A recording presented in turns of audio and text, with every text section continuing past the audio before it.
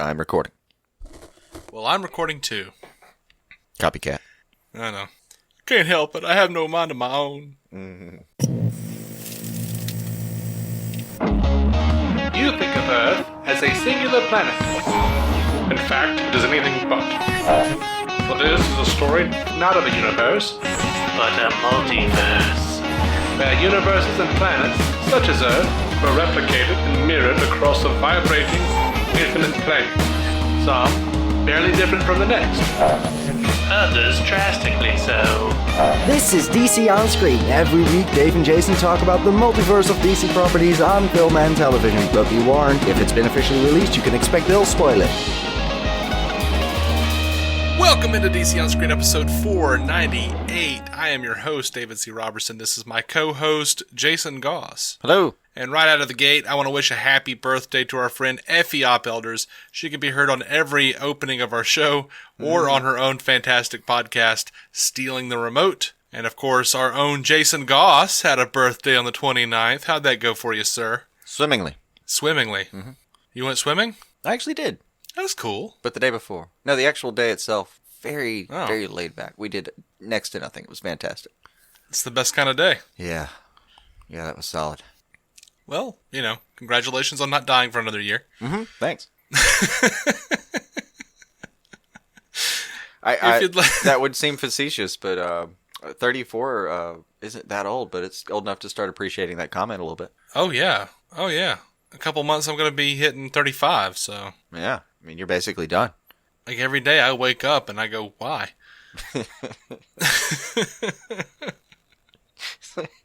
I have seen that look on your face. Like, you literally wake up and like, if I was guessing the dialogue, it's like, well, I guess. Yeah. It's like, I wake up, I go, why? I guess I'll see what Twitter's pissed off about today. Yeah. I don't have anything near as active as I thought. Like, the first 20, at least 20, sometimes 30 minutes of my day are pure routine. Like, like if I didn't, like, it's a wonder I can even drive. Like, seriously, one of my first thoughts early in the morning is basically in the middle of the interstate, and it's roughly, where am I? Oh, okay, good. I'm going in the right direction. I won't be late. Right. Yep. I mean, all right, no lie. Last week, I thought to myself, that's a really big truck. Oh, I'm getting near it. And, like, veered the car back over and went, I should pay attention. Yeah. Yep. There's anyway. No thought. I'm incapable of it. All right, guys, if you'd like to be featured on our 500th episode, I do want to remind you, if you're looking to throw us good tidings, well wishes, be sure to leave us a voicemail at 205-259-6331. Dude, this is episode 498. Our 500th episode is coming up like week after next. Oh, it's nigh. It's nigh. Not Bill, nigh. It's a different spelling. But there is a science behind it. That is nay the nigh. And before we jump into the show officially, I'd like to invite you all to come join the DC On Screen podcast group on Facebook. You can join by going to facebook.com/groups/DC On Screen podcast and request to join. It's not terribly active right now. I do hope we eventually get to the point of, having multiple people posting, starting conversations. I'm very excited, actually. I think we got a bit of a spitfire on our hands. Cool. We got a request from a guy, and we have a questionnaire up for everyone who wants to join. Has to fill out this little. I guess they don't have to fill out the questionnaire. I've seen people, only fill out a couple of questions, but it's just for our own edification and also for answers like this guy gave. Michael Kennedy. We asked, why do you want to become a member of our group? He says, I would like to interact with y'all and fans of the show. Really, guys? Really? I got to go through all this? Me being a fan and from Alabama should grant me access and special treatment. Scratch the special treatment. That could be taken dirty. I had you pinned at y'all. Right?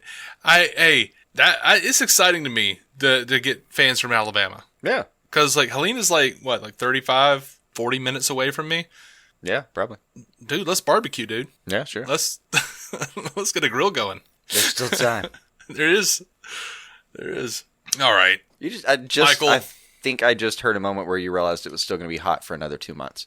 Mm-hmm. Like, I think I just heard you cringe, realizing, oh god, it won't be chill till halfway through September. Oh, it wasn't so much about the heat as it was about my grass growing.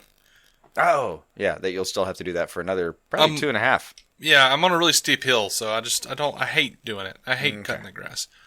But yeah, dude, Michael Kennedy, welcome to the group. I'll probably put up a little official thing on the group at some point soon. But You usually get around to that. I usually get around to it. Facebook makes it easy. They give me a button, and I just press it and then post it. But seriously, welcome, dude. Absolutely. Stay in touch. All right, let's jump into all this crap. Well, yeah, I'm really selling it. Really? Yeah. Don't profess too much judgment about the supposed news before we get started, I guess. But Oh yeah. So there's a little bit. There is some actual news here, but I just want to reiterate: don't trust everybody you read on the internet. Revenge of the Fans earlier this week, they put out a little report saying that they're looking for Warner Brothers is looking for a Bruce who's 15 to 20 years younger. He's meant to be 25 to 30 years old in the Matt Reeves story, and that they're going to be doing Frank Miller's Year One essentially. And so I had already started doing prep for the show. I'm like, do we really must there be a Batman Begins again? Batman Re-Begins. Right. We've seen Batman Begins. We've seen the Batman animated Beginner. version of Year One. Beginners. Honestly, the animated version of Year One is fantastic. The even '89 Batman had a Batman who was just starting out. Batman Mask of the Phantasm flashes back, shows us a Batman who's just starting out. I'm not excited for that. Do we really need more Batman starting out? I definitely don't need more of Batman Year One. Everyone talks about Hush being this brilliant introduction to the villains. I would honestly, for that, Long Halloween. If we have to see Batman in his early years, Long Halloween, Dark Victory as a follow-up, that would be fantastic in my mind. Yeah. It's a lot of story, but yeah, it can be fun. Yeah. Or they could just split those two stories up into a trilogy. Whatever. Cool. Yeah. Now, Matt Reeves, though, was talking about, as he was at the TCA, the Television Critics Association, and he was talking about his show, The Passage, on Fox, and they kind of got into some of the Batman stuff, and we found out some stuff that completely, in a lot of ways, negates what they were talking about with Year One. Apparently, they are looking on getting their draft in the next couple of weeks. He says right now his head is totally into the script. Like, he was literally leaving there to go back to work on the script. That cracked me up. And that they're looking if you to will start shut production. up for a minute, I have work to do. Yeah, you can just stop asking me questions. I'm going to go do this thing. Right. He's talking about starting production in the spring or early summer, something like that. He says the rumors of Affleck being retired from Batman is exaggerated. He says he is still speaking with Affleck. He wasn't willing to say who was actually playing Batman, if it was going to be Affleck or anybody else. He says there are ways in which all of this connects to the DC universe as well. We're one piece of many pieces, so I don't want to comment on that, except to say that I'm focused very specifically on this aspect of the DC world. He does say it is not Year One. We're not doing any particular comic. Year One is one of my favorite comics that I love. We're definitely not doing Year One. It's just exciting to be focused very specifically on a tale that is defining for him and very personal to him. Obviously, we're not doing an origin tale or anything like that. We're doing a story that is definitively Batman though, and trying to tell a story that's emotional and yet is really about him being the world's greatest detective and all the things that, for me as a kid, made me love Batman. Honestly, he also says the only piece of news in there, compared to where we were a year ago, is I expect to have the script ready in a couple weeks. Yeah, absolutely. He's been saying the same thing the whole time, and all that, the exact same. Yeah, all of the folderol of the last year hubbub. has resulted in nothing but so it's probably spring or summer. Yeah. Like probably second quarter 2020 release, whatever. Yeah, he even goes on. He says, noir-driven, definitive Batman story takes us out into the world of Gotham. Yep, he said all of that before. Like some of it feels near verbatim. The only thing, the only thing that the most important thing to me is the production date and that Affleck. I almost called him Batman. You see where my heart's at. He's still talking to Affleck, so. Yeah. I mean, I think Affleck will be a producer on this no matter what happens, though. Yeah, because he was such an early some part people of were it. saying he might. Some people were saying he might bookend it. You know, like I remember when, and then we fade back to like I don't know. That's actually what I took away. Not so much a bookend, but at least it might be a story in two times. I mean, Yeah. Even if it is flashbacks, all right. I don't care. It was not an oft talked about thing. Like as soon as they mentioned there might be a younger Batman, everyone went, "Oh my God, Ryan Gosling and who the hell's Ben Affleck?" Like it was insane. Yeah, it could all still work together.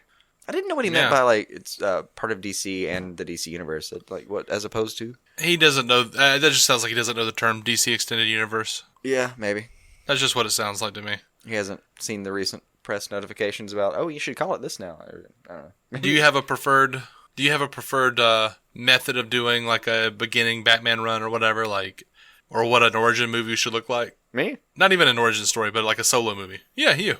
Like I'm not talking how about would little of me? I should ask.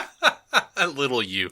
Do you mean a preferred origin story or preferred how I would like to see this movie? Yeah, like how would you like to see this movie? A solo movie. I like the way he's talking about it. I mean, it'd be nice to see. I do get it. Like I like the idea of him doing kind of a like the production style they're using for the Joker standalone. I think would be perfect. Keep it quiet, simple, down to earth. Like I like this whole noir world's greatest detective thing. I've been digging that since he was talking about it for a while now. And I would like I'm comforted to hear that's not year one. I would love it to be like year 3. Like he's still learning, but he's really getting his groove as the world's greatest detective, and whatever it is that's out there, like throws him like a new one. Like we get out and we meet some parts of Gotham that we haven't seen before, but I do like the idea that he's maybe really getting his feet planted and starting to feel maybe a little comfortable, and then something takes him out of his game. Yeah, I like that. I don't. Yeah, see, I would love to see like flashbacks probably to like something older, like maybe it's an old case that he's like that's kind of come back. But I would love for the primary.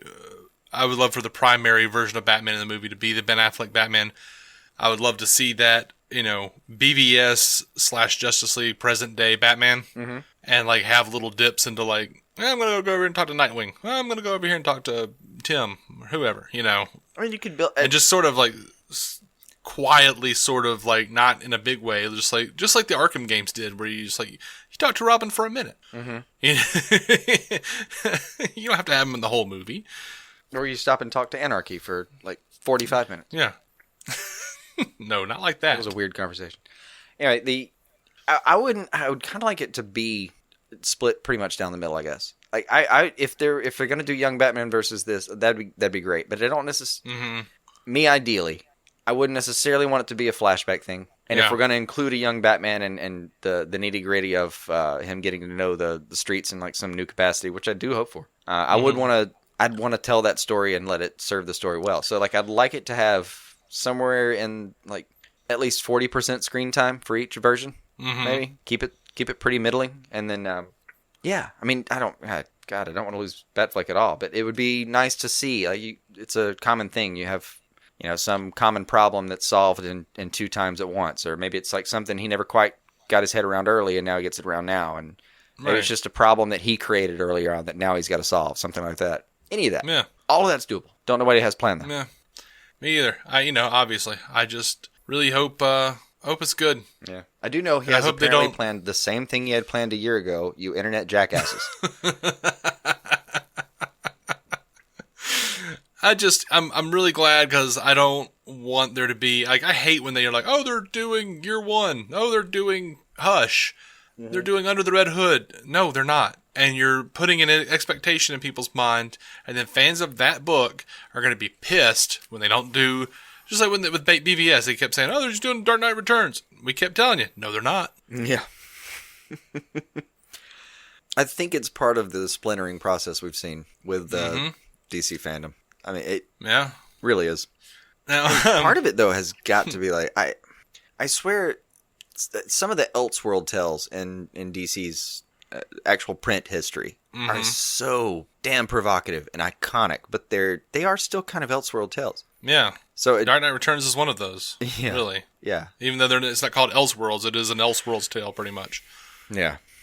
But it's out of like numbered continuity. It doesn't necessarily, and you know, say what you will about numbered continuity, but there's a reason you call it an Elseworld tale sometimes. But the point is, some of that is so iconic that as soon as you mention one of those things, like we get so attached to it. Oh God, it's frustrating. I mean, if some quack scooper piece of shit tried to tell me tomorrow, like there was a Man of Steel 2 is going to be based around like All-Star Superman or something, I would lose my shit. I would a little bit lose my shit. Yeah, I wouldn't believe it. I wouldn't believe it either, but I would hope for it. Even if I know better than to believe it, and I would still be like, oh God, I hope that's true. And then if it wasn't later, there'd still be a tiny little piece of me that just went, oh man, I guess I did know. And now I'm disappointed about real news about a real movie that I should be excited about. If they did do an All-Star Superman movie, they would just do it like the animated film. I was just talking to this guy Brent last night about how the movie was really good, but we still were like, yeah, I miss the Bizarro World segment. Yeah, I mean, there's going to be that. All right, like take Birthright. It has no real representation anywhere. Still a fine thing. I'd love to see it. Yeah, love to see it represented anywhere. Anywhere like that. That would make it a great DCAU. You know. Yeah. But yeah, like if you any of these examples, you took one of them and just said, hey, it's going to be Man of Steel 2, and then even if what you told me, even take the two examples I was just offered, and I thought it was going to be All-Star Superman, and then they come out and say it's going to be based a little bit around Birthright. I'm still going to mourn a little bit for All-Star Superman, even though I'm excited about Birthright. That's a shitty place to put a fan. Mm-hmm. It's one of the reasons I resent the clickbait so much, man. And apparently some people just never learn. They just see anything and go, oh, that's what they're doing. Yeah, it's a problem of like not quite looking at your sources, and honestly, there's a time factor involved. You see something, it's just enough of an answer to a question you might have vaguely had time to ask yourself, and you know the casual observer just kind of goes, oh, okay, well, I guess that's that, and moves on. Mm-hmm. Because people have stopped using question marks at the end of stuff and made declarative statements headlines when they should not. Yeah, well, you know. It's a bad writer. Bad. They love writing, it's official. Yeah. No, it very much is not. No, someone overheard something at a coffee shop. That's what you just wrote about. Like, literally a barista breaking something to an online scooper, and it's official now. Well, I'm going to move over to Wonder Woman 1984 real quick. Mm-hmm. And I do mean real quick. Patty Jenkins posted this picture of Pedro Pascal in Wonder Woman 84, and I don't know what to think about this dude, man. He's got like the 3-piece suit. He looks, oh man. Okay, so people on the internet are saying that they think he's playing Maxwell Lord. We don't know. We don't know who he's playing. It was my first thought too, though. Yeah, and you know, in the comics, he co-funded the Justice League, and he wound up being a bad guy. I have two thoughts. When I saw what people were guessing, I couldn't help but think, yeah, because that worked out so well with Superman and Zod. Because if you read the comics, you know Wonder Woman winds up lassoing Max's head and snaps his neck. On national television. But looking at the picture, what he reminds me of more than anything is Gene Hackman's Lex Luthor from Dick Donner's Superman. A film that I love, but I really do wish people would stop leaning on that so much. Yeah. You could do Fun and Hopeful without emulating Dick Donner. Yeah, I agree. I know Patty Jenkins doesn't believe that. That's all she talked about when she was doing Wonder Woman. It's like, oh, we're going back to like the tone and the style of the Superman. Blah, blah, blah. Okay. And I'm not even opposed to it necessarily, but man, I mean, the main part of the Wonder Woman movie that I had a problem with were the mustache twirling villains, and that's straight out of Dick Donner's Superman. Yeah, that part I agree with. I don't even disagree that you can use the tone, but there should be some. I mean, God, how many years has that been now? Almost 40, something like that. Yeah, we should have learned something about storytelling in half a century. I get using the tone, and I don't know. We really should change something. And the more and more you look at that guy, it doesn't look like a Maxwell Lord, but damn. Yeah. Like I saw, it just looks like a guy in a very cheap wig. Yeah, like can you imagine? It's more Hackman than anything, right? Yeah, a little bit. But can you imagine being like the costume designer on this, where like you keep bringing in really nice, really good looking toupees for this guy, and Patty just keeps saying, "No, make it look shittier." God, we're in the 80s. And this is apparently like a picture from a TV set. It needs to even glisten in weird ways. Like it needs to have that cheap 80s look. I just wish I could be there to like say, Patty, remember Superman Returns, please. Thank you. Yeah. Remember where all this ended. All that hope. All that hope in well-worn spandex. Speaking of spandex, don't know where you're segueing, but go for it. Glow star Marc Maron, comedian, podcaster of WTF. Marc Maron is apparently going to be in the Joker movies and talks to play an agent working in or around this Robert De Niro talk show that's going to wind up being the catalyst for Joker's eventual change, Joaquin Phoenix's eventual change. I don't know. I'm excited about that. I hope he gets it. Yeah. Oh, yeah. I want Marc Maron in that movie. Yeah. And it's exciting because like they're really playing into the idea that he was a stand-up comedian. I feel like because they're like casting comedians now. They're like Bryan Callen has been cast. Like comedian actor Bryan Callen says, "I'm doing the Joker. I was offered a part. That'll be fun, but I think it's only a couple of days." Then he says, "Play an aging dancer, stripper. I don't want to go into details. I can't go into details, but just know it's going to be good. And I hope my psoriasis is flaring because that'll be very funny." I'll be in a Speedo. I can't wait. Fantastic. But yeah, I like that they're kind of moving towards grabbing comedians for this thing. Yeah, if that's where they're heading with the Joker. I have to admit, origin as a comedy nerd, I feel like they would have good insight. Mm-hmm. And on top of that, all right, Marc Maron apparently has some serious acting chops. I don't know how. Yeah. I don't know what he might have been able to do in his 20s. I just know that apparently somewhere in his 50s, someone put a camera on him and it worked. Uh-huh. And what cracks me up is they kind of like. I mean, I guess I do know what he would have done, like because he was in Almost Famous as the venue manager. Yeah. The infamous now or famous now, I guess. Lock the Gate. Lock the Gate. He does seem to get cast. Like he really is typecast as like kind of a sleazy or shitty manager of something, right? Yeah. So I feel like if he does get cast in this, he's getting killed. I'm just gonna go ahead and bet that a little bit. Just my instinct. Probably. But I also want to see him do it, and he does really well with that role for someone who has never. This is the thing that cracks me up about Marc Maron playing that role in such a stereotypically wonderful way. He has been so bad at managing his own career. Yeah. Like he's such a terrible actual manager. I'm not judging him. I'm taking this from his own firsthand word. Like he's splayed it out for me, and I kind of thought, yeah, that was a terrible decision. Yeah, I feel like he's either managed himself so poorly, and also based on stories that I hear him tell, that he's been screwed over by several people like this. Yes. Yeah, I think that's maybe why he knows it so well. But oh god, it like the irony of that alone cracks me up. Mm-hmm. Maybe that's why he plays it so well. Is like that's the like he has that like cartoonish personification in his head. Maybe like that's just this being that's sitting on his left shoulder the whole time. Maybe that's why he does it so well. I don't know. But he can play with some damn heart now, man. Glow is really so good. It is. It's really good. So over to Shazam. Mark Hughes of Forbes is saying that the Superman cameo in Shazam didn't work out. He says maybe that'll change and they'll be able to film something. There's still a lot of time before it comes out, but as of right now, there's no Superman in Shazam, and there's no movement on a Superman solo movie. All of that is sad news. That is. I want nothing more than to see Cavill back in the saddle, man. No. Me too. I'm sure I want something more than that. Regarding the or something. Conversation, Cavill back in the saddle, you want nothing more than Cavill back in the saddle. Exactly. Outside of that, Ambush Bug, Booster Gold, Blue Beetle, several things.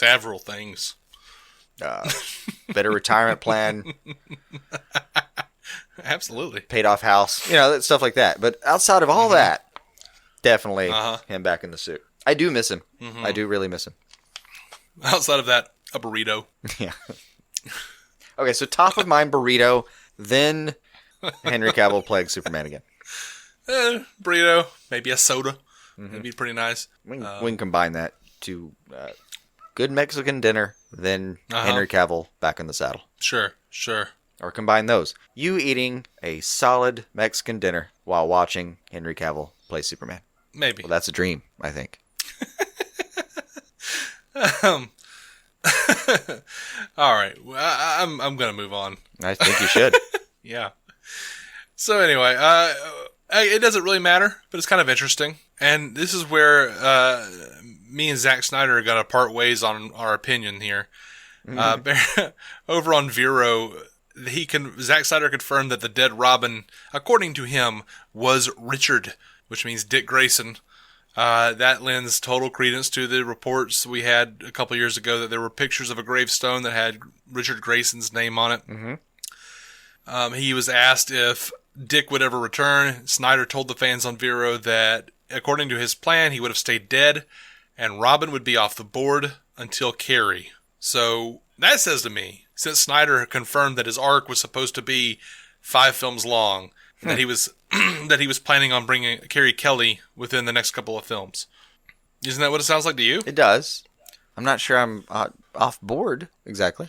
I think I'm off board because I'm starting to see like a pattern. Like, you look at Jimmy Olsen, the death of Jimmy Olsen in BVS Ultimate Edition. Now the death of Dick Grayson. Dick Grayson, I could understand Jimmy to some degree, but Dick Grayson is a hugely popular character. You could spin off that character into his own franchise, Nightwing, obviously. Mm-hmm. You could have him in Titans. Like, there's a lot of mileage to get out of Dick Grayson, and he's absolutely beloved. Why would you kill Dick Grayson? I mean, like, that makes no sense. He also doesn't like Martian Manhunter. I don't know. And then certain to say, characters just don't resonate with him. And then to say, well, that was David Goyer, but and then to say, like, Carrie Kelly. I mean, Carrie Kelly's awesome, but again, Dark Knight Returns, while iconic, is such an Elseworlds top. I mean, yeah, they brought her into the main continuity, but dude, people loved Tim Drake. We love Jason Todd as the Red Hood. And you can go online and see all these people like begging for some iteration of these characters to be on screen, and he's just like, nope. It feels a little weird. Yes, I want to see the Snyder Cut. Yeah, I want to see what he would have done. I would love to see what he would have done. At the same time, it's like I'm starting to feel like this was, an untenable version of the universe. I don't think untenable at all. I mean, the high watermark of what you might be talking about might be the Nightwing movie that is still kind of stalled right now. Yeah, I don't know what's going on with that. It's just chilling. It's just... Especially with Chris McKay deleting his Twitter. Who knows? He'll be fine. But... I'm not talking about him. I'm talking about Nightwing. I mean, I don't know, but I don't... That's been on stall for a minute. And like, I know at Comic-Con they didn't release a slate, and I respect that. I respect that a lot. Yeah, that has not worked out for them. Just traditionally. No, it hasn't. And they're still working some stuff out. So yeah, just talk about what you know is happening, what you're excited about, and move on. That was the right formula. Mm-hmm. That was a good call. But all right, let's say maybe a Teen Titans. Yeah. I would even argue that's a little oversaturated right now. Teen Titans Go just hit. Titans is happening. It is now, but again, go back a few years, you would have to kind of set that up, kind of keep going. Like, they weren't necessarily willing to do that, but when TV and I guess the Teen Titans Go movie that's a no-brainer the way. You can do that without having to worry about other stuff. Mm-hmm. That may have just been a lot to take on at the moment. Sure. And especially because the universe has been facing some turmoil for quite some time. It might have felt like a lot to take on. I'm not saying he should have taken it on. I'm saying he shouldn't have put it to bed. Yeah. Why take characters off the table completely? Leave it open, so no one else can play with them. Yeah, I get that. I'm going to agree with you. You're just destroying, wildly popular iterations of these characters, especially taking spin-off characters from the Bat family off the table. Like, DC keeps publishing Bat family character solo titles because they sell. Because they're doing fine. Yeah. They have fans. Yeah, I get it. And actually, I can't remember when Nightwing was announced in regards to when Snyder going away was announced. But maybe those are related. I don't know. I'm saying it's not canon though. What? Because he's out. It's not canon. No, it's definitely not canon at all. Like, they actively made it canon. Like, I'm kind of wondering. I just don't remember the timeline now. If they announced Nightwing afterward or before. Maybe they announced it before and just said, no, cut that scene, it's not going to work. Or maybe they announced it afterward, like, yeah, he's gone now, we can do this and try it. I don't know. I don't remember. I just don't.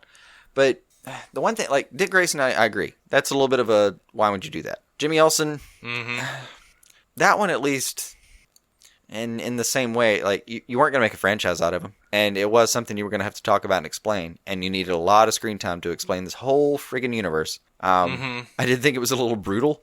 But in a storytelling kind of time management aspect, I kind of get it from that angle. Because that is just definitively done, and we don't have to talk about it anymore. And we can move on to the rest of the story and the rest of the universe and explore characters more in depth, you know. But we'll say this: Jason Todd, and even if no, I don't think anyone wants a Damian Wayne movie. But if they a Damian Wayne, Damian Wayne, Damon Wayans, Damian Wayne, yeah, that's what I tried to say. I know. I just saw Damon Wayans in my head. I mean, they don't want that either. That's clear. Hated it. I want that's clear, but no one wants that. I mean, I'm sure people want that. I'm sorry, but I'm absolutely certain some people want him included somewhere. I would love to see a Super Sons. I know that actually would be fantastic. But movie. The point is, like, if you deal with him or with Jason Todd, you have to deal with the murder aspect again. And I think he just didn't want to have that conversation again. If he either killed off or just completely abandoned those characters, I get it just from that part that you didn't want to have the murder conversation again. Yeah, because that was like an ongoing conversation he was going to have over several movies. I suspect that was something Warner's told him to trim the hedges on before he even got it shot properly. Like, I think they were like, dude, you're not killing Dick Grayson. I'm sorry. Like, that one really wouldn't surprise me. Like, I mean, I like your argument. There's a lot of runway there. Why get rid of it? I don't understand. It doesn't make sense. And all that being said, I have no problem with Kelly. Fine. No, I don't have a problem with Carrie Kelly. I'm just saying there are a lot of Robins to just, overlook that are all hugely popular. There are. Anyway. Even poor Tiny Tim. Yeah. Anyway, Jeffrey Dean Morgan was over on MTV talking about Flashpoint. And he says, when Zack Snyder was involved with the DC Universe more, I think there was a real possibility. Morgan said that, he says, now that he's kind of stepped away a little bit, Snyder, I've heard different things that Flashpoint might not be going in that direction. It will be more of an origin story for Flash. We've heard that too. We've reported on it. I wouldn't say it's absolutely dead, though, because if Wonder Woman is huge, Wonder Woman was huge. If Aquaman is huge as well, though, and then they get Flash done, and it goes well, I mean, it may be how they bring in a new present-day Bats. It may be how they bring Superman back. It might be... I mean, they could do it very well. Like, I think a lot of people would be interested in seeing, World War III between the Atlanteans and the Amazonians. Like, oh yeah, I would rather see a Flashpoint done well than a Justice League 2 at this point. I mean, it kind of would be that, but it's a very mirror universe kind of way. Yeah, and it may not be dead for sure, but Hamada does seem to have some agenda that is focusing on let's tell this character's story. He's probably right. Yeah. I can get behind that. I mean, tell each character's we've been introduced. Now you tell each character's story, make that a thing we're invested in, and then worry about some team ups later. Yeah. It's just crazy enough to work, Also, Jeffrey Dean Morgan is still going to look like that in 10 years if that's how long it takes. He might. He'll still fit in a batsuit, probably. He might. He's looking pretty thin, honestly, on this MTV interview. Yeah, I saw that. I just think I think he doesn't really hit the gym every day unless he needs to, and he just kind of stays slim, and then he goes and does some protein building kind of thing. I think that's how he rolls. Yeah, maybe so. All right, so this has garnered a lot of petulant little angry faces on Facebook. It cracked me up. Collider's reporting that Warner Brothers has hired Jared Stern to write and direct Super Pets, an animated movie about the pets of the DC Comics heroes, and I suppose villains at some point. I don't know if they have pets. I don't remember pets from the villains, but whatever. This dude wrote the Lego Batman movie, the Lego Ninjago movie. He's written Smallfoot, Dr. Ken, Wreck-It Ralph, and that we were talking about Crypto the Super Dog, Streaky the Super Cat, Bat Cow, Flexi the Plastic Bird. We got Aquaman Seahorse Storm. We've got Beppo the Super Ape, Ace the Bat Hound, obviously. And I don't want to wind up in the doghouse with any of our listeners. And I've seen a lot of DC fans online being pretty I'm sorry, you should stop talking. But you're already there after that pun. People are being pretty petulant, Jason, over the whole thing. All I gotta say is we're not going to make it to our 500th episode with this kind of stuff. Just hold your seahorses. Don't have a bat cow. It's been fun. It's been fun. Everyone listening, I really appreciate it. Whoever's still left, all three of you. Well, I don't care. I don't care. It's probably going to be for kids. Oh, yeah. And it'll probably be funny. Yeah. Teen Titans Go to the Movies is apparently doing pretty well. Doing just fine. Are you worried to say that you're excited about it? Because I saw that. I'm not excited about it. No, I saw that and thought, oh, yes, fantastic. I thought you would be, Yeah. actually. I didn't care. I was just like, man, that's cool. I'm not excited about it. But I don't hate it. Yeah. I'm not mad about it. It didn't piss me off. You're like, oh, come on. I don't care. No, I was pretty excited. Cool. Super pets. Whatever.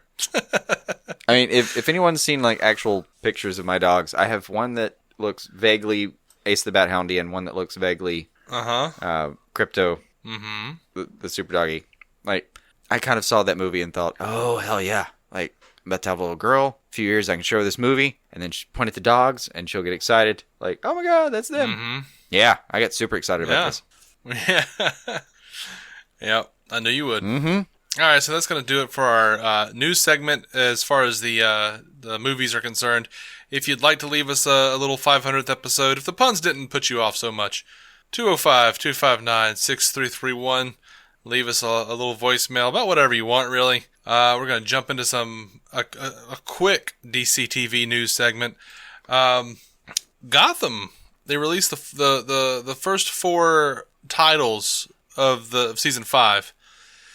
I didn't care about any of them but episode 1, which was called Year Zero. Mm-hmm. How much you want to bet that the first episode takes place over the course of a year? Oh, that would be fun. You think they're doing that? Oh, that sounds like a lot of production. But that would be fun. I'd really like to see that. I would really like to see that as well. I mean, that would be, you realize, a 44-minute previously on that would lead to episode 2. Uh-huh. That we'd never seen before. If they do it well, I could get behind it. I'm thinking like Year of Hell from Voyager, something like that. Like, shit, Masters of Sex jumped 3 years in one episode. It can be done. And they did it really well. It's quite a feat, but they have plenty of time to plan for it, and they know what they're going for. So I can dig that. Yeah. All right, over to Supergirl. Rona Mitra and Robert Baker, 2 actors I don't know, are playing Mercy Graves and her dim-witted alien-assassinating brother Otis, respectively. And yes, this is Lex's bodyguard Mercy, and Otis, you guessed it, from the Dick Donner Superman. And Supergirl's going to make them siblings, because why not? And once again, they're making sure they're full of Dick.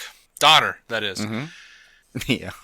I don't get it. I don't care. Like we're going to vilify him after a while. A guy who brought us so much hope and joy as children. Oh.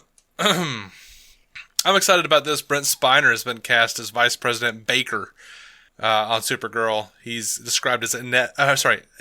Adept is the opposite. And politically minded. Really is. Makes for an unlikely leader, but steps up in a big way when his country needs him most. So I guess something bad's going to happen to Linda Carter on the show. Well, there's got to be a reveal about her, and her. I know she's returning. Her story has to expand a little bit to wrap that up. But yeah, I'm excited about Brent Spiner coming on. He's going to be a recurring character. I hope it's good. I can't say for sure. I just need more data. Oh God, to be able to. I'm gonna Foley in some slap sounds. If you can hear it in the background, I think my dog just barked at you. Oh, I'm sorry. I mean, I'm loving it, but somehow I feel the need to punish it. I should just be true to myself. I'm fine with this. You carry on. I know you're fine with this. Carry on. How many nights did you and I practice what we referred to as punnilingus? I know. That was fun stuff. It was a cunning Director game. Shane Black. It was. Had a lot of fun. Director Shane Black is actually wanting... this is the guy that did Iron Man 3, did the Lethal Weapons, and he says he wants to direct an episode of Supergirl or The Flash. I love his reasoning, though. He says, you wouldn't want to take a show that already has a style. Like, Homeland is so great. Homeland is so great. I love Homeland. But you probably want to take something more like Supergirl. Wow. He said, actually, one weekend I put it on, and for some reason, over the next 2 weeks, I watched the first 2 seasons of Supergirl, and I actually thought, this is pretty entertaining. And The Flash, the same thing. Like, that is like the most backhanded shit I've ever seen. There's so much shade there. There's so much shade. Oh, that's so good. I don't want to pick a show that has style. I would rather direct a thing that doesn't have I want something kind of new and upcoming, No. like those things on the 3rd and 6th season or whatever they are. 3rd or 5th? 3rd No. and 5th? I don't know. I've forgotten. So I love this over on The Flash. They were doing, I don't know. I feel like I should know I that don't off the top of my remember head, and I don't. Sorry. It is 4th and 5th. Yeah. That felt more right. Yeah. Over on a round table at SDCC, the Flash cast were sitting around talking, and Hartley Sawyer, elongated man, Ralph Dibny, was talked about a little romance on the show that they all shot down. And I love that because you and I always hate the superfluous romance. Yes, very much. And apparently one of the things that they were going to do is they were going to do Caitlin getting with Ralph Dibny. And Sawyer says, people always thought it was going to be a romance because every year Caitlin dates the new white guy on the show. He says, immediately all of us talked about that, and we're like, no. And then Danielle Panabaker put the kibosh on it quicker than anyone. She said, no, I'm not doing that.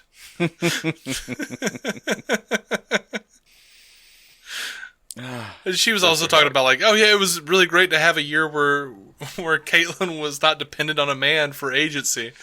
Like, yeah. Yes. Thank you. Yes, I was very appreciative. I loved her character so much more. Mm-hmm. And to bottom this out, this little the DC TV segments here. It's not even news. I just enjoyed it. On Danielle Panabaker's Instagram, she had a picture with Grant Gustin and Tom Cavanaugh, and Tom Cavanaugh wore a gray shirt. It had like a little yellow rectangle in it. Inside the rectangle, in reverse, in red, it says Flash. That's fantastic. Yep. That is pretty fantastic. It's just a mirrored Flash. Yep. Red Flash. I'm actually Once happy again- for her, though. She's going to get to direct, apparently. Oh, yeah. Yeah. And Tom Cavanaugh's directing. Grant Gustin has talked about directing. Like, I kind of hope all of them get to. yeah. Why not? Well, if they don't want to. No, make them. No. Grab the short straw and you get in there and you make those cameras roll, buddy. I don't think they have straws anymore. There. You can borrow some from Jitters. Yeah. It's so weird that all that stuff with like straws being outlawed in LA is going on too, because we just went to like me and my sister and my wife, we went to Chattanooga, and we went to this little like German restaurant called the Brew House, and the girl there just like walked up. She's like, "Would you guys?" Like, gives us our drinks. She's like, "Would you guys like straws?" And we were like, "Oh yeah." And we all took them. She's like, "I was just asking because I was hoping to save the turtles, but okay." And she like walks away. We're like, "Oh, make us feel like shit now." Wow. Like after we already said yes. She's not going to last long. I didn't know about all that. That is a little weird. Apparently, the straws are a really, really bad thing. I've not seen it. Sounds plausible. What I do apparently know is that I've been helping for years apparently because I just hate them. I hate using them. They just flood my trash cans, which is probably part of the problem. So for a very long time, when I've gone through like a drive-through and I've been handed a straw for anything, I will literally grab the straw, and as they hand me my debit card back, I'll say like, trade you. And yeah, I don't even want to throw it away. I just don't want it. Like, you just stop giving it to me. Like, literally just handing me trash. I like to chew on straws, and I know this is gonna sound bad, but after I'm done with the straw, I like to like throw them at turtles. It does sound like now, the blunt end or the sharp end. Are you making it a sharp end with the teeth before you throw it at the turtles? Oh no! If anything, I'm just kind of chewing it, making it a little softer. Oh, okay, yeah. More digestible, I suppose. Okay. I suppose. Yeah. I just. You want to reprimand us for our lack of empathy towards the turtles? 205-259-6331. I just didn't know I was helping them, but I've been refusing those bastard straws for years. Yeah. Decades, even. All right, guys, we're gonna do the Jordan. We have a Jordan Valdez voicemail. We're gonna do that after the credits. It is super, super, super spoilery. We'll talk about it a little. We're gonna get a little spoilery.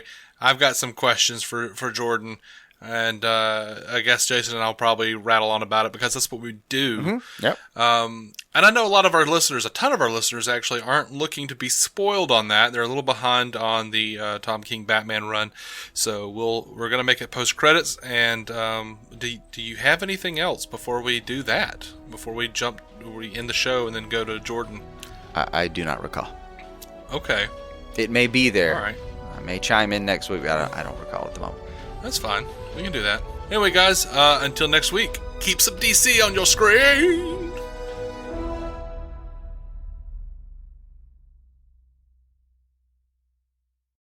Hey there, Dave and Jason. This is Bat Jordan Valdez calling in once again. Talk about my thoughts, I guess, after reading Batman number 50. Yeah. So, big spoiler warning here. But, okay, first of all, let me just say, on July 4th when it came out, my phone was blowing up with messages from people being like, "Are you okay?" Okay, so everybody thought I was going to be furious, or something at the end of this issue. And I wasn't. I actually adored this issue. And let me start off by saying that I thought it was so fitting that it was another issue featuring love letters between Batman and Callen, and just beautifully written love letters between the two of them.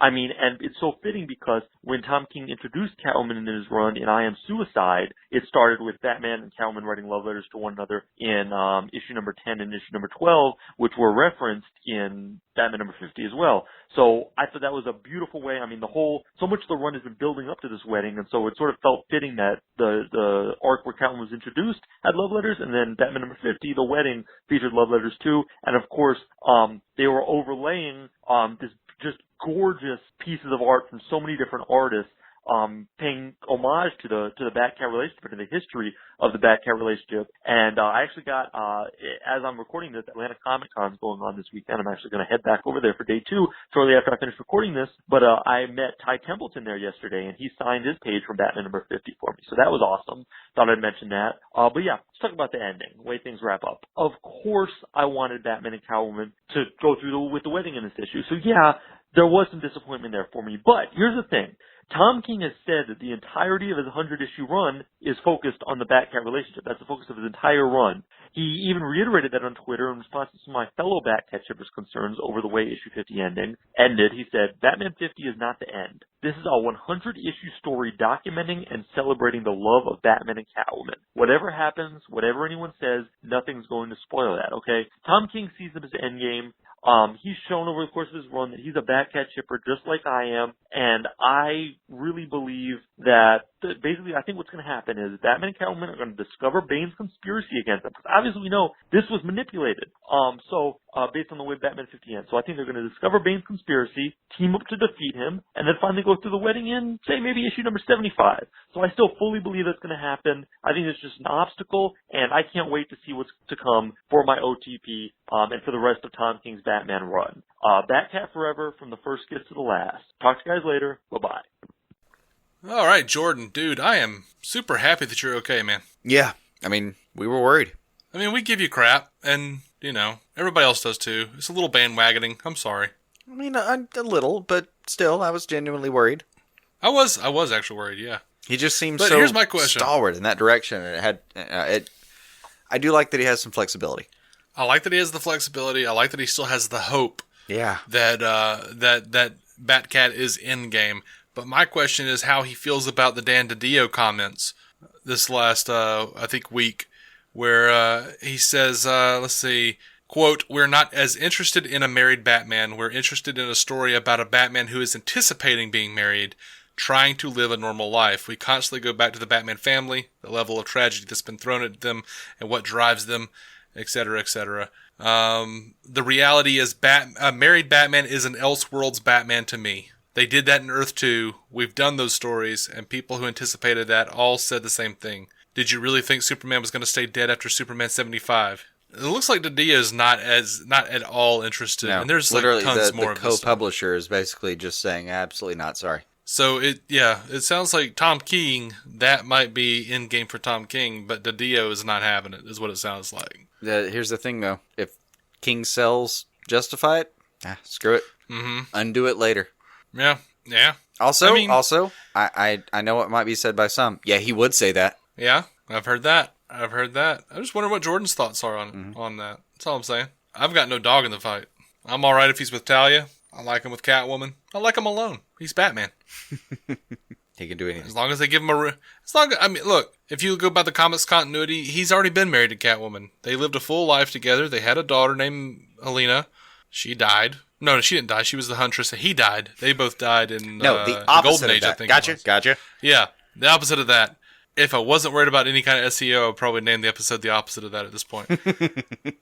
We've been down that road a couple times. Sure. Yeah. But yeah, there's he became like commissioner and then like mayor or some crap, and then there was like a fire at the Batman Museum. I don't remember all the details, but something like we've that. done this dance. Yeah, we've done this dance before, and then they just rebooted. Yeah. I gotta say, I prefer Spider-Man married. I prefer Cyclops and Jean married. Yeah, but not him cheating on her with Emma Frost. In a fundamental way. The thing that Tom King doesn't really well about this was, especially the Catwoman Joker conversation. Like, Joker's point is he's not Batman if he's happy. Like, that's his whole point. And like even Catwoman kind of agrees with him a little bit. Yeah, but just because he's happy with Catwoman doesn't mean that he's happy, period. I know. I'm sure I hope they explore that. Like, I hope there's something to that where like it's bringing it into the family of, he like even his wards and his mentorees or mentees, whatever you call them.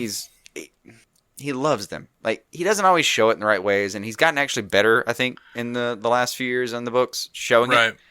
But like, I think they're trying to make him a little more emotive and a little more relatable that way. And I dig that. It's actually been kind of fun to watch him open up a little bit and kind of but he still hates the rest of them. Like, he still hates what's happening in Gotham. Like, I like to think that mid-coitus Batman looks over at this creepy portrait of his parents and sheds a tear, Like, if only mom and dad, if only you were here for me right now. Oh. Like, continuity-wise, that feels like a moment that would require a lot of unraveling by a qualified therapist. And I would like to think that What about Batman's life wouldn't? I know, but that's the thing you have to buy into with him, is that he's gone through all the training, that he can compartmentalize on some supernatural level. Other than that, it's a loony in a cape, We're just, time hasn't run out on this inexplicable tale of Don Quixote-esque freaking exploits. Yeah. No. Yeah. I think I said this before, though. I swear, like, Jordan's right. It was amazing to see, like, some of the some of the love letters were fantastic, and I loved, like, every time you turned the page, it was a different style. It was a real love letter to everyone who loved those characters. I loved it. But honestly, one of the most touching things in there was that moment between him and Alfred. It was just, that was so good. Mm-hmm. Also, I don't know if... Man, a good Bruce and Alfred scene will take me a long way. It put a tear in my eye. That covers a multitude of sins. It put a tear in my eye, man. I think that's why Dark Knight Rises got like a better reception than it should have. It was just... there were a couple of really good scenes with Alfred and Bruce. Yeah. Kane just really sold it, and you thought, okay. Well, I guess it's good. Yeah. Also, if there isn't like already a Wikipedia page for Batcat... Jordan needs to write it. Absolutely, dude. Just go ahead and sign up as a contributor. Knock that thing out. Do it. And I wish I had the time, resources, and especially talent to like take one of the iconic Batcat images from the 49 through or 45 through 50 kind of lead up, and get him a T-shirt that had that, and then the like X-Files font, I believe, over the top of it. I wish that for him. I can't manifest it, though. I have not the Photoshop skills. Photoshop skills. I guess it would be Photoshop in this case, though, right? It would be Photoshop. That's the whole process I was just talking about. You Photoshop it, you textile it, Photoshipping. Also, like you said, it's two images I really want together. Yeah. All right, you got anything else, man? I think I'm spent. I really did enjoy that run, man. I'm staying on. I didn't just end it after, like, Batman 51 was fantastic. Catwoman 1 was pretty fucking great. Like, I've enjoyed myself. And I'll get to it one day. I'm not tapping on either of those. I mean, like, the premise of Batman 51 is Bruce Wayne gets called to jury duty, and it's Mr. Freeze on trial, and the person who's, like, the major contention of his trial and prosecution is that it was mostly Batman's evidence that brings him in, and, like, Bruce Wayne gets to sit there and judge that whole situation. That's interesting. It's pretty great, and it incorporates, like, a little bit of the aspect of, like, you remember, like, the whole line about, like, there's a whole new meaning in him. Yeah, pull some of that in. That's exciting. That's really cool. And I'm gonna keep you up to date. See if you're still interested. I'm interested. I'll get to it eventually. I know. As you know, maybe. So why don't spoil things for you though when I can help it? Yeah, well, things happen. Yeah, sometimes it's just like, I've got to talk about this. Well, yeah, sometimes you got to. Sometimes. Anyway, we're out. Yep. Our opening narration was from Dan Jurgens' The History of the DC Universe, Part 3 of 10, as featured in DC 52, Week 4. It was performed by me, David C. Robertson. Intro music by Jason Goss and Michael Shackelford. Michael's band, Future Elevators, could be found on Spotify or future-elevators.com. Our introduction was performed by Effie Oppelders of the fantastic podcast Stealing the Remote, which lives on SoundCloud. It can also be found on iTunes and Stitcher. We are proudly in partnership with TV Time, TV show calendar and social media site that lets you keep track of what you're watching, what your friends are watching, and where you all left off. DC On Screen is a maladjusted production. Visit maladjusted.tv for more from me and Jason, including sketch comedy, an improvised web series, vlogs, parodies, and more. Are you maladjusted? We all love the low country lifestyle, which is why we should do our best to protect it. To get insurance that helps you protect your home from whatever the low country throws at you, contact CT Lowndes & Company today. Their local agents can review your coverage to help make sure you're properly protected. CT Lowndes & Company has been helping protect and insuring the low country since 1850. Visit ctlowndes.com to learn more and request a quote. That's CTLOWNDES.com.